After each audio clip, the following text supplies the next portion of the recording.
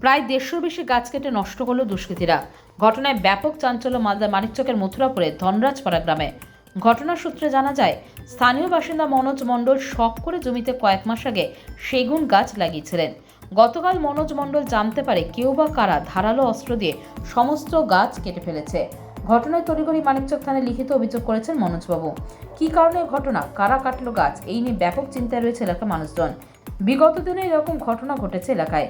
প্রায় 1 লক্ষ টাকা খরচ করে এই সেগুন গাছগুলো লাগানো হয়েছিল। ঘটনার সুবিচার চেয়ে পুলিশের দ্বারস্থ হয়েছেন তিনি।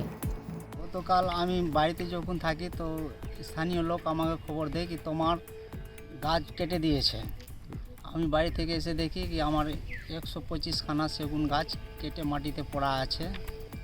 হ্যাঁ, তারপর কি করে? তারপরে আমি থানায় গিয়ে অভিযোগ করলাম। থানায় অভিযোগ করার পরে থানা থেকে পুলিশ এসে ইনকোয়ারি করে যায়। এইরকম আমারও গাছ কেটেছে, এইরকম আমাদের এলাকায় প্রত্যেক জনেরই গাছ মোটামুটি কাটে। কারা কাটে এই দুষ্কৃতীদের চিহ্নিত করতে হবে। কি চাইছেন দাবি পুলিশের কাছে? আমি পুলিশের কাছে দাবি চাইছি কি যারা কেটেছে, এই দুষ্কৃতিমূলক কাজ করছে, ওদেরকে শাস্তি দেওয়া হোক। এর আগেও কি এরকম ঘটনা ঘটেছে? হ্যাঁ, এর আগেও ঘটনা ঘটেছে। এর আগে আমার পার্শ্বের জমির উপমণ্ডলের আম গাছ কেটে দিয়েছে। বলো।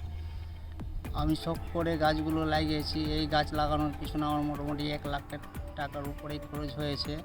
হ্যাঁ, দেখলে এখন দেখছি কি প্রশাসন ভালো করে তদন্ত করুক। Bureau news, Bangla Times.